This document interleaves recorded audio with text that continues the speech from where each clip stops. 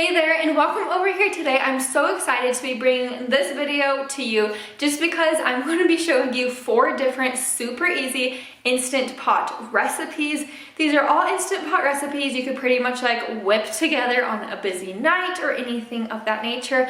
Also, if you are considering whether you should get an Instant Pot or you shouldn't, I personally definitely recommend my Instant Pot. I've said this before though, when I did get my Instant Pot, I was scared to use it for the first 6 months.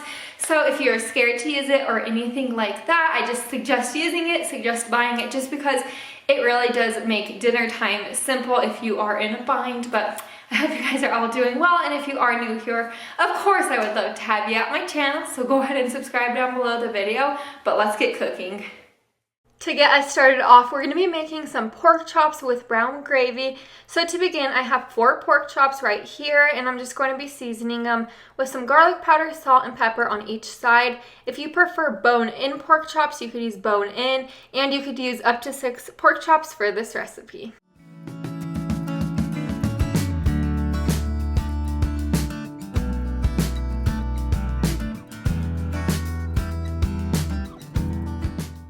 Now you're going to want to sear your pork chops. This is actually optional, but I did choose to sear mine. So I have my Instant Pot on the saute function, and I poured a tablespoon of olive oil right in there, and I let that olive oil get nice and hot. And then I just seared all of our pork chops, and I put them on a separate plate. And now you're going to have a lot of bits at the bottom of your Instant Pot. So I added 1/4 cup of our 2 cups of beef broth, and I'm just scraping the bottom of our pan. You definitely want to make sure you scrape all the bits off, or you will get the burn sign on your Instant Pot.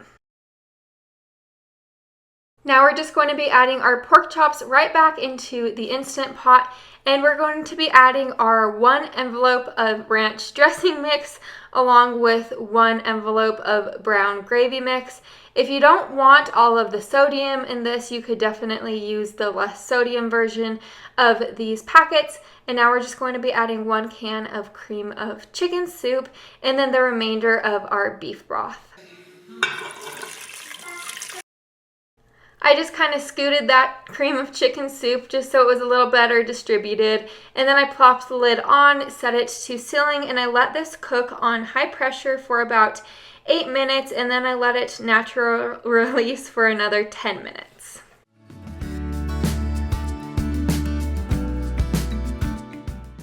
Here it is all cooked through. I'm just going to be removing our pork chops and setting it on a separate plate, and then we're going to begin to thicken our gravy. So how I'm going to be thickening our gravy is with 2 tablespoons of cold water along with 2 tablespoons of cornstarch.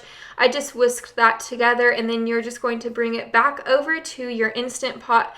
Put your Instant Pot on the saute mode and just whisk this together until it starts to thicken to your liking. It took me about 1.5 to 2 minutes.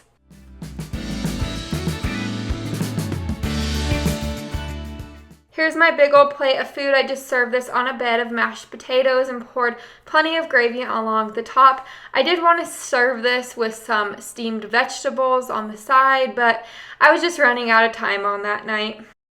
Now we're just making a really simple sausage tortellini soup. So to begin, I have my Instant Pot on the saute mode, and I'm just drizzling in 2 tablespoons of olive oil. And once that olive oil gets nice and hot, I'm going to be adding in our 1 chopped up white onion.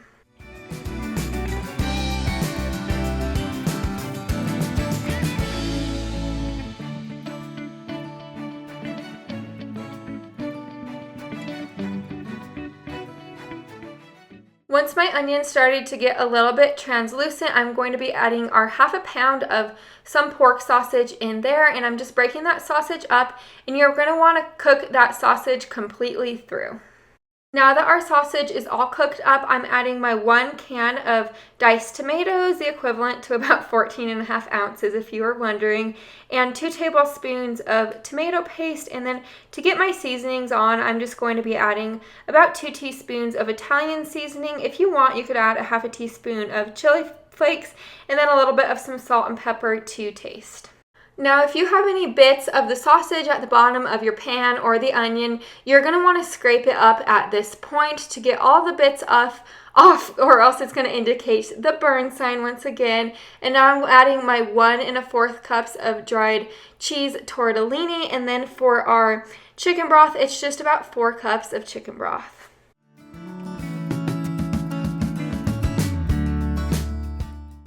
I put my lid on, made sure it was set to sealing, and I put this on high pressure for about 4 minutes, and then I did a natural release pressure for an additional 5 minutes.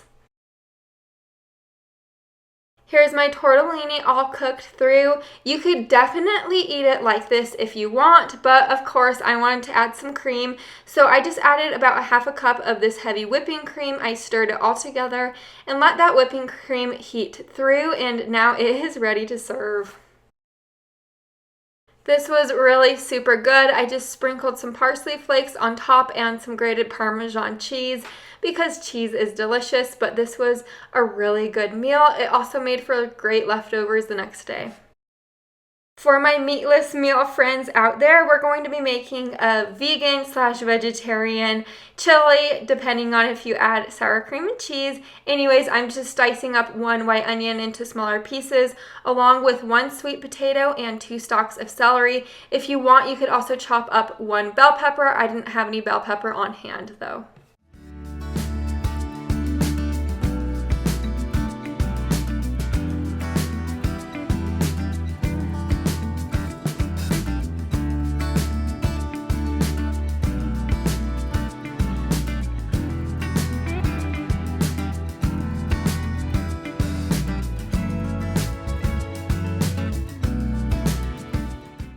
Into my Instant Pot, I'm just adding a tablespoon of this olive oil. Of course, I have my saute mode on at this point, and I'm going to begin to saute our onion until it gets translucent.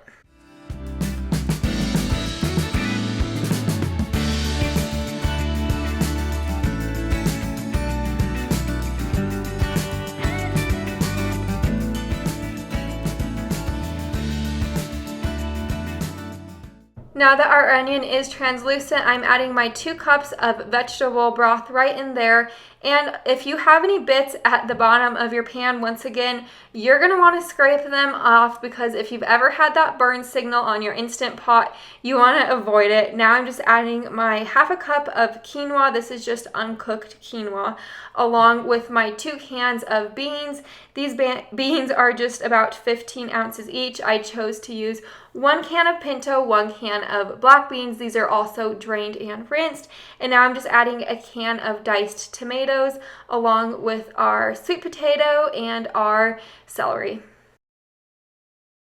Now we're going to begin to season this up. I didn't do a ton of seasonings just because I did want my daughter to eat this, but of course I have all of these recipes linked down below in my description box for you. But I just added in some paprika, onion powder, garlic powder, ground cumin, and some salt and pepper. You could also add chili powder or some cayenne powder if you want it spicy. Of course, any seasonings you want you could add to this, but like I just said, I wanted to keep it pretty mellow for my daughter. I just stirred all of this together, and then I put my pressure cooking lid on and set it to sealing, and I cooked this on high pressure for about 10 minutes.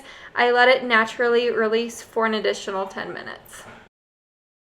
Here it is all cooked through, and man, oh man, my house was smelling delicious. This made my entire house smell good for the day, but I just stirred this all together and fluffed up that quinoa. Here is my big bowl of soup. I just topped mine with some sour cream and cheese. This really came out good, and it was so nutritious. Now we're making some Parmesan chicken, and of course over to my Instant Pot, I'm drizzling it with some olive oil. I do have my Instant Pot on the saute mode at this point, and now I'm adding my chopped up into smaller pieces boneless skinless chicken breast. This is just 1 pound of that. And then we're going to begin to season it up. You could use whatever seasonings you want, but my favorite seasonings to use for this recipe is about a teaspoon of Italian seasoning, 1/2 teaspoon of salt, 1/2 teaspoon of paprika, a teaspoon of garlic powder, and then a small amount of some salt and pepper. And then I mixed this all together and started getting that chicken nice and cooked up.